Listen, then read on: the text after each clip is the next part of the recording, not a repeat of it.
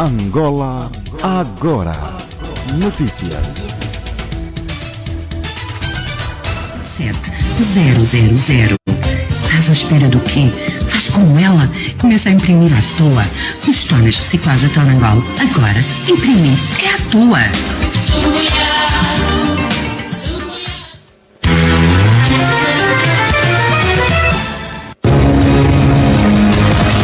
Adalberto Costa Júnior vem a Essencial dizer o que viu, o que ouviu e o que pensou em 2022.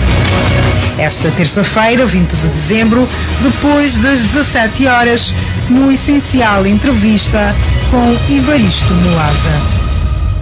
O balanço do ano, na voz do líder do maior partido na oposição. Rádio Essencial, uma rádio de palavra. O Natal e o Ano Novo são épocas festivas de grande significado e importância. A família unida, o riso que toma conta da casa, o entusiasmo no rosto da criança e o carinho que transborda em cada coração. A Rádio Essencial deseja a si e a todos os seus festas felizes e que no próximo ano estejamos todos juntos para novos desafios.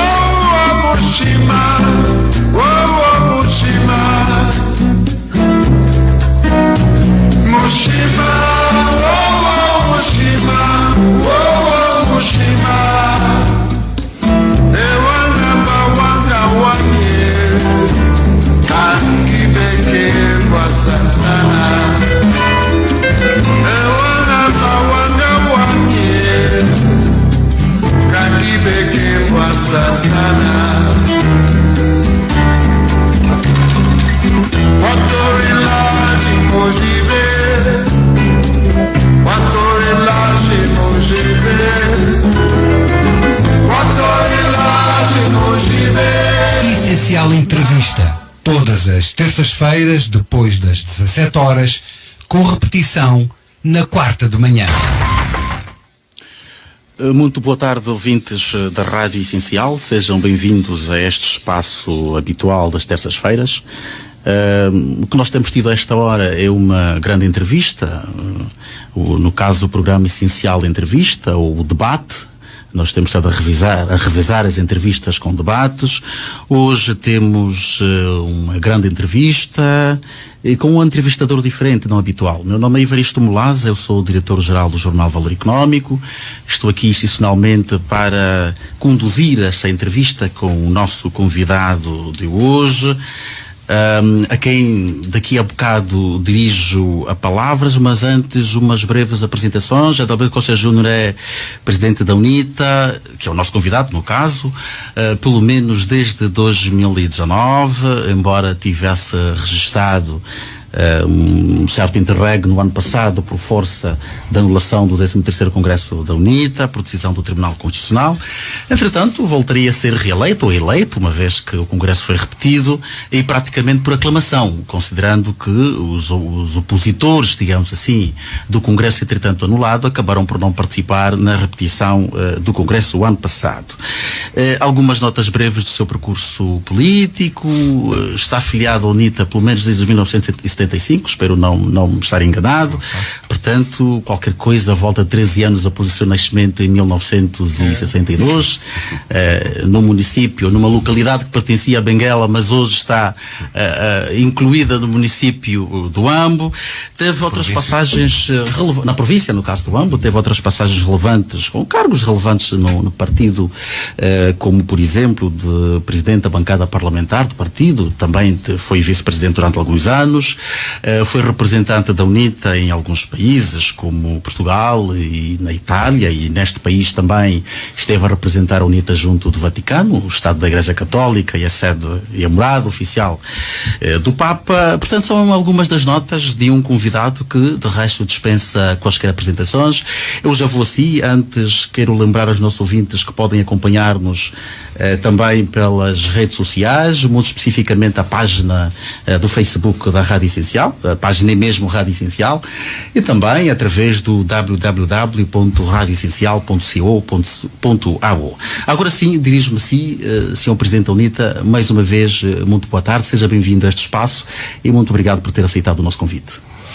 Muito boa tarde ao digníssimo entrevistador, aqui aos seus dignos colegas que se encontram no estúdio, aos ouvintes que nos acompanham, votos de uma boa tarde a todos e, naturalmente, muito grato pelo convite que me foi endereçado, que ocorre no fim de um ano de facto longo, cheio de muitas experiências vividas e uma boa oportunidade de nós podermos ter aqui uma boa conversa sobre Angola, enfim, sobre o ano de 2022 que tão esperado foi por todos e portanto, mais uma vez, muito obrigado. Muito bem. É inevitável começarmos esta conversa com o processo eleitoral e eu vou apegar-me, não sei se terá ouvido o spot que anunciava a sua vinda aqui à rádio. O spot dizia que viria para dizer o que fez e o que deixou de fazer, o que sentiu, o que pensou, o que viu. Eu começaria por dizer que porventura uma das coisas que fez foi ter engolido um sapo. Se nós olharmos para aquilo que foram as suas declarações no período anterior, portanto ao dia da votação, foram no sentido de que desta vez, no caso, nas eleições de 2022, a UNITA não estaria mais, digamos, virada para, ou não aceitaria mais engolir um sapo. A verdade é que, atendendo às circunstâncias, os factos associados aos resultados, a UNITA declarou-se vencedora, temos de concluir que a UNITA voltou a engolir o sapo, ou ainda está entalado na garganta? Uma boa pergunta. Certamente essa pergunta pressupõe algumas respostas, entre as quais algumas eu próprio não lhes posso dar, por opção. É estranho, mas eu estou aqui a trazer algumas curiosidades. Bom, começo por falar do longo processo eleitoral, porque foi de facto a introdução que fez. Tenho dito, e penso que é sempre bom voltar a repetir, nós temos tido eleições em Angola que envolvem períodos excepcionalmente longos, em que tudo para.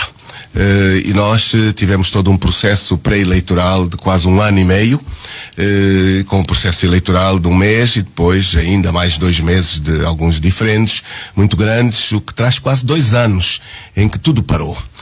Não foram só as instituições políticas, também a economia ficou sujeita a estas limitações, talvez muitos não saibam, mas naquele período quase sobre o processo eleitoral e aquele mês, a banca também estava restringida em transferências, em movimentos, penalização de operações por parte dos empresários, também muitos indicadores económicos, como o meu bom entrevistador sabe, foram sujeitos ao processo eleitoral e depois foram alterados logo de seguida, com enormes consequências sobre o mercado.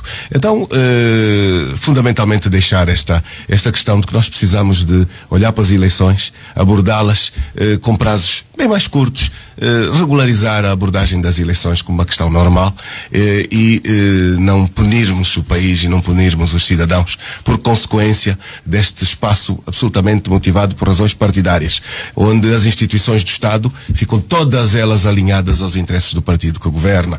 E, portanto, isto tem sido um dano muito grande. Concretamente sobre a sua pergunta, engolir sapos. As intervenções foram feitas com muito rigor e com muita verdade. Provavelmente terei tido a necessidade de não ter chegado a todos os elementos que obtive. Não tenho dúvidas nenhumas que ganhamos as eleições, isso ninguém tem dúvidas. Hoje, nem em Angola, nem fora dela, em nenhuma instituição internacional há dúvida de que a UNITA ganhou as eleições. Isto é uma novidade. Quero lhe dizer que espaço diplomático, temos o status quo comum, mas o espaço diplomático sabe que de facto o que é que aconteceu em Angola. E hoje mesmo a linha alinhamento do que aconteceu na visita aos Estados Unidos por parte do Presidente da República é um indicador claríssimo do que é que os americanos sabem sobre o que aconteceu em Angola. Não é normal um país como Angola, tão importante, e vir de lá sem qualquer recepção na sala oval, sem qualquer participação nos encontros mais íntimos, mais privados, e apenas no coletivo. Isto tem consequências, e é bom que este país se deshabitue a fazer golpes institucionais, mas provavelmente também impusemos um belo sapo, porque foram alterados profundamente hábitos tradicionais, o terço bloqueante foi destruído, e talvez eu, como balanço, dizer que não tinha tido provavelmente o tempo bastante para preparar as eleições. Eu tive meio mandato, e mesmo assim, em termos de meio mandato enquanto presidente, tive o dito Congresso anulado que citou aqui na introdução. Todos estes factos com o objetivo de me impedir a preparação mais adequada. Aspectos outros de caráter operacional, eu posso lhe dizer que não vou mesmo partilhar. Porquê? Porque nós ainda temos muitos desafios a realizar, e portanto estamos aqui repropostos. Os angolanos têm capacidade e maturidade para poder avaliar, e nós, enquanto políticos, temos de facto esse desafio de podermos atrair ou não a confiança, e ela nunca é permanente. Mas há uma questão que continua, se não está presa na sua, mas pelo menos na garganta de muitos angolanos. Muito bem. O que é que o levou então, com esta convicção de que ganhou de facto programas, as eleições, tem provas da vitória. Com a ideia de que também a aceitação foi muito fácil, optou pelos caminhos institucionais, houve uma certa pressão para que as pessoas fossem à rua, entretanto não terá caminhado por aí, portanto houve a ideia de que a aceitação dos resultados, se assim se pode dizer, foi muito pacífica, foi tranquila demais. O que é que terá motivado? Provavelmente queria sangue, eu não sei se a pergunta vem por aí, porque era a alternativa. Fizemos opções de consciência, de responsabilidade. Não tem mais debate à volta disso. Tem ideia de que esta decisão poderá ter decepcionado muitos angolanos confiantes? Não tenho ideia, tenho a certeza, porque eu vivia no dia a dia com muita entrega, e portanto esta é uma realidade efetiva. Há muita gente cansada, completamente cansada, que teria preferido que houvesse sangue. Portanto, nós fizemos uma opção debatida, refletida, não caracterizada pelos termos que aqui não foi nada fácil. Foram decisões difíceis, mas indiscutivelmente repetiria nos mesmos cenários. Mas a questão que se coloca é a seguinte, e isto vamos ouvindo naturalmente destes segmentos que se mostraram mais decepcionados com a forma como a UNITA se posicionou aceitando os resultados. Quais são as garantias que é efetivamente de que a história não se volta a repetir em 2027? Porque o argumento de sangue hoje, ou que levou pelo menos a que a UNITA aceitasse os resultados na forma como fez, se assim posso dizer, poderão repetir-se em 2027. São questões que pode sempre colocá-las. Nós somos homens com inteligência, com seguramente um senso dinâmico da vida e dos atos. Fazemos percursos específicos. Eu penso que cada pessoa que nos acompanhe cria uma leitura própria sobre que tipo de pessoa está, o que é que espera dele. E eu penso que cada angolano tem a condição de poder avaliar e julgar. Eu, quando vou à rua, estas condições podem voltar a acontecer. São elementos especulativos. São elementos especulativos. Há um posicionamento, mas eu vou-lhe responder. Exato. Eu vou-lhe responder. Enquanto jornalista angolano, é mesmo natural que afirme. Porquê? Porque esta tem sido a prática. Nós não temos um governo democrático, nós não temos uma democracia funcional, mas temos tido sempre etapas distintas, é preciso também dizê-lo. Nós estamos hoje num ciclo legislativo com realidades que são diferentes do ciclo legislativo anterior, e inegavelmente as eleições determinaram também efeitos distintos. Não é verdade que é tudo igual. E não é só apenas o elemento do número de deputados que mudou, que aumentou. São também os fenómenos que ocorreram no país. Olha, que era um dos fenómenos, eu não tenho nenhuma dúvida que em Angola acabou o voto emocional histórico. Acabou. Nunca mais vai existir. E ele é consequência da campanha que nós fizemos. ele também é consequência do nosso trabalho. E portanto aqui não se deve ir só a correr com muita distração e fazer uma análise rápida. Aqui tem muita responsabilidade inerente e indiscutivelmente eu posso afirmar que tivemos uma grande campanha eleitoral. Provavelmente uma campanha inédita desde a história da Angola independente, uma campanha ultra mobilizadora,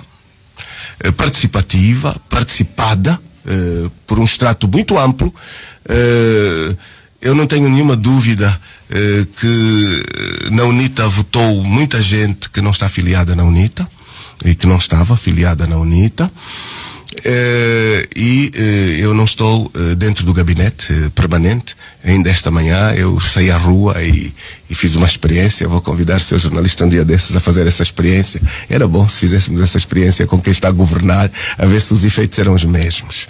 Então o que eu quero dizer é que nós não devemos abusar da paciência do nosso povo fabuloso, sofredor, resiliente, humilde, mas este povo também está a maturar. Nós nunca mais vamos ter eleições em que aquela divisão tradicional de áreas da UNITA vota na UNITA exclusivamente, áreas do MPLA vota no MPLA, áreas da FENALA vota na FENALA, ou outros. Estou aqui apenas a dar isto acabou. Mas totalmente, terminou.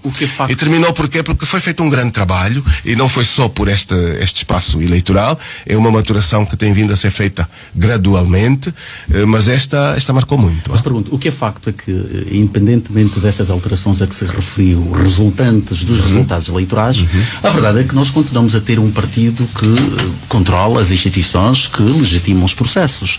De modo que eu vou ter de insistir nesta pergunta, porque me parece que se trata de uma ansiedade generalizada dos angolanos, pelo menos aqueles que eventualmente terão apostado na UNITA. A questão é, que garantias é que existiriam? O que é que a UNITA faria caso as circunstâncias de 2022 voltassem a repetir-se em 2027? Portanto, não há garantias efetivas com o controle que efetivamente o MPLA continua a manter sobre o Estado, como de resto a UNITA também vem acusando. O que é que a UNITA faria caso a história voltasse a se repetir? Porque nós já tivemos reclamações em 2017, é verdade que diferenciadas, porque desta vez a UNITA apresentou resultados. Que garantias é que teria de que as coisas mudariam em 2020? Eu vou lhe dizer que mudou mesmo muita coisa. Nós temos provas da vitória. Mas o que é que a UNITA faria? Não havia, em circunstâncias do passado, nunca se teve esse tipo de provas nesta dimensão. Mas as provas serviram para pouco desta vez, pelo menos. Não sei se serviram assim tão pouco. A UNITA não está no poder. O MPLA continua no poder. Eu continuo a dizer, tem consequências. Todos os atos em política têm as suas consequências. Eu acabei de lhe citar esta final visita agora terminada, com a forma como ela ocorreu, apesar da propaganda oficial. Não foi aquilo que a propaganda oficial quer mostrar. Bom, não me satisfaz disso também. Se lhe quero que diga, eu não fico satisfeito em ver o presidente de Angola a não ser tratado com a dignidade que merece junto de outros países, até alguns bem mais pequenos, porque o ser pequeno não significa também que não tenha direito a um tratamento especial, mas dada a especificidade deste país, a sua dimensão, o petróleo, enfim, isto é consequência, sem dúvida nenhuma, dos posicionamentos. Mas eu vou um pouco mais longe. Nós tivemos um sistema de acompanhamento das mesas muito forte. E este sistema, que também teve as suas consequências, e tiramos as nossas eleições, e eu não vou discutir aqui sequer, porque nem é aconselhável, o que é que resultou dos balanços feitos, porque isso é matéria de sigilo, e portanto o que eu lhe vou dizer é que, terminadas as eleições, nós também fizemos os balanços desde as comunas aos municípios, às províncias. No espaço nacional tivemos 18 centros de escrutínio, um em cada província, mais um número de centros de escrutínio em Luanda, diversificados. Fizemos o balanço do que nós trabalhamos, tiramos as nossas conclusões para melhorar, e essas conclusões para melhorar não se partilham com quem assalta a democracia, seria ingenuidade, e portanto já está a ver que eu tenho uma dimensão desta entrevista que eu não posso partilhar. É como melhorar no futuro. Porquê? Porque nós temos um Estado partidário sem limite, e só por ingenuidade ou distração é que eu poderia vir aqui para trilhar o meu espaço de melhoria. Agora, há uma coisa que os angolanos vão sempre saber: eu vou sempre meter o melhor que tenho, sem nos enganar, sempre o melhor que tenho, e portanto atualizamos os nossos programas. Tivemos um bom tempo de trabalho a este nível, porque o nosso programa estratégico dizia eleições dia 24, dia 25 a UNITA ganhou-as, é poder e vai governar. Nós ganhamos as eleições e nós não estamos a governar. Esta é uma realidade efetiva. E sente-se também que quem está a governar sente que não tem a legitimidade adequada. Sente-se isto nota-se em todos os sítios, em todos os lados. E portanto, isto não é positivo a nenhum nível, porque em democracia é aconselhável ter a legitimidade e a legalidade sobrepostas. Porque isto muda tudo. E isso não é algo que eu possa afirmar e depende da minha cabeça. Isto é algo que está inculcado na cabeça de cada angolano. E, portanto, em cada angolano também tem essa postura de angolanos que acham que nós cumprimos o nosso papel, angolanos que protestaram e depois entenderam que, de facto, há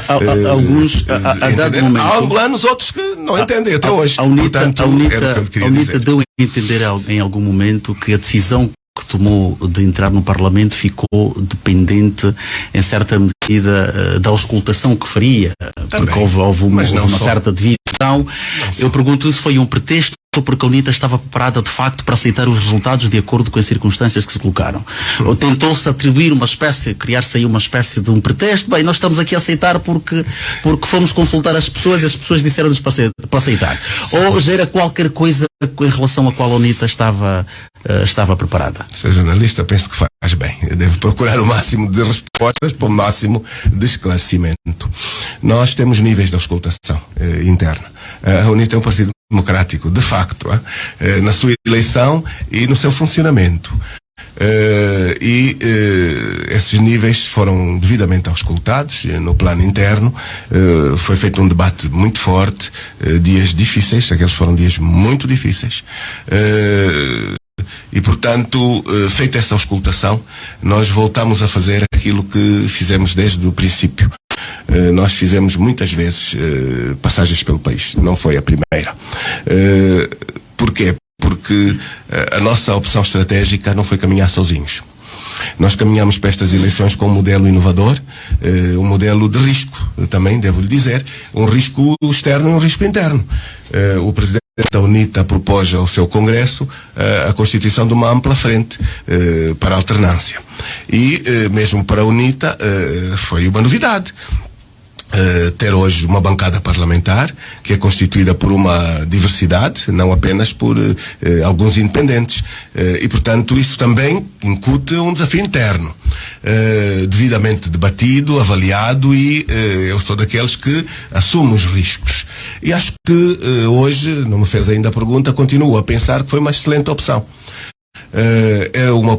Foi uma opção que os angolanos aplaudiram, mas um exercício complexo.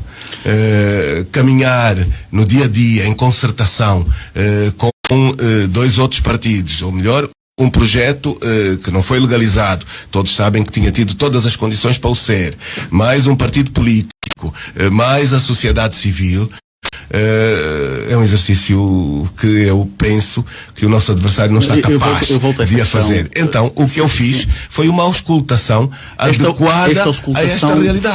Foi determinante para a decisão. Mas eu estou-lhe a dizer, quando se está em companhia múltipla, é comum que se ausculte os parceiros. Então, portanto, aquilo que nós fizemos uma auscultação interna e fizemos também uma auscultação complementar, conformando os aspectos da representatividade que temos hoje na UNITA. Se a auscultação lhe tivesse sugerido uma solução diferente, de não aceitar os resultados? Caro amigo, nós fomos fazê-la conscientes de podermos ir para um caminho ou para um outro caminho. A auscultação foi aquela que foi anunciada, o resto é especulação. Eu vou fazer essa pergunta baseado em muito do que nós vamos lendo e ouvindo relativamente a alguma especulação também das pessoas sobre as possíveis razões que terão levado a forma como a UNITA se posicionou perante os resultados depois de ter declarado a vencedora.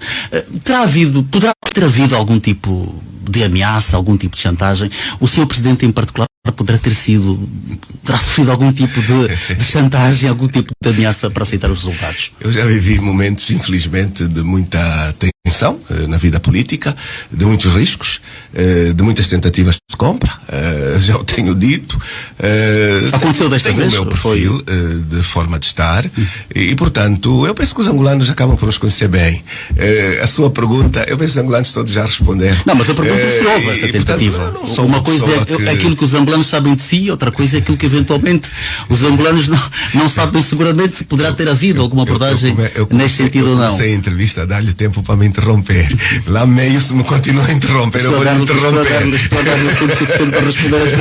Mas então, eu estou aqui a dizer que não sou uma pessoa de medos e, portanto, em circunstância nenhuma atuaria sob chantagem. Aliás, é um bocado perigoso comigo atuar sob chantagem. Não funciona. Mas isso aconteceu? Não. Não funciona. A chantagem é sempre permanente. O meu caro acompanha o dia a dia da postura da comunicação social, enfim, as compras de personalidade à direita e à esquerda, todas elas com uma componente chantagista, ameaçadora, os processos nos tribunais, tudo isso foram atos que nunca deixaram de existir.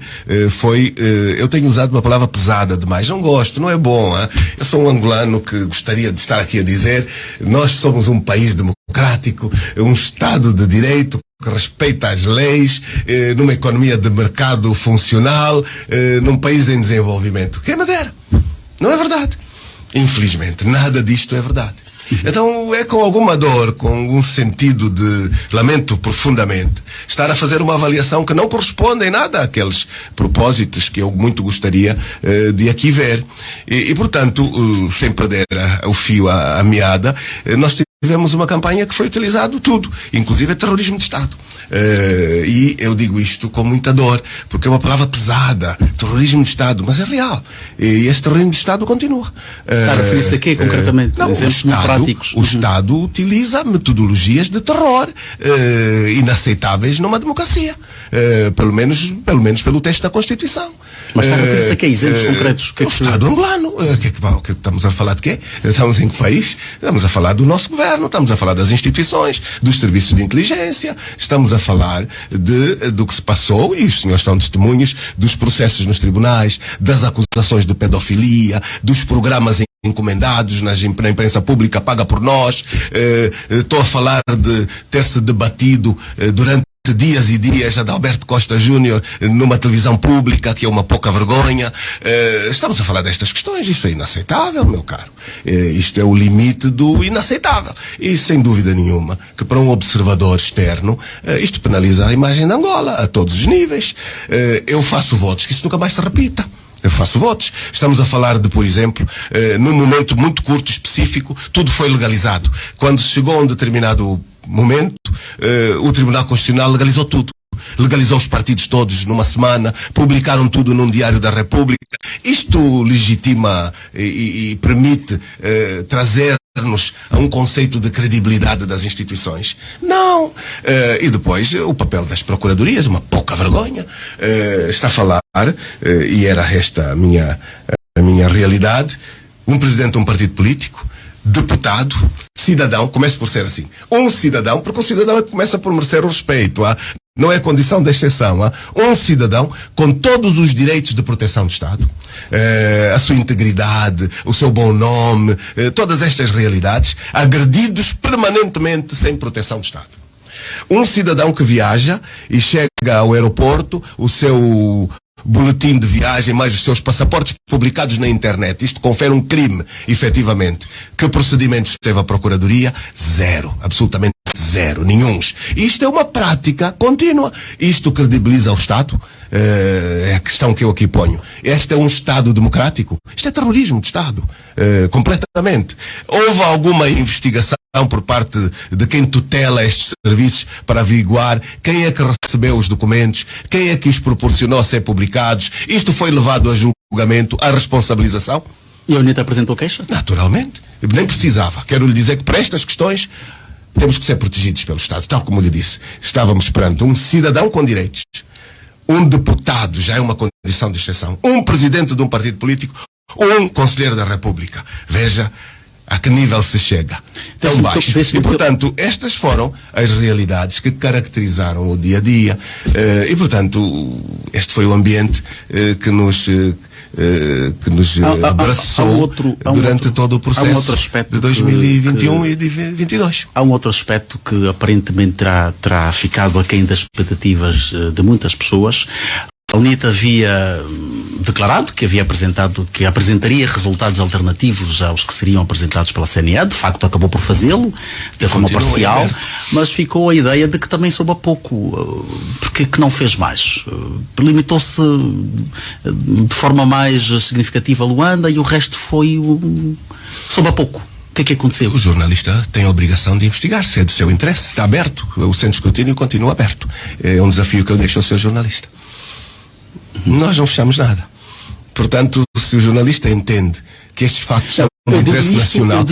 Não, mas eu estou a responder. Por uma questão de oportunidade. Nós deixamos claro, é óbvio que isto levaria a que continuasse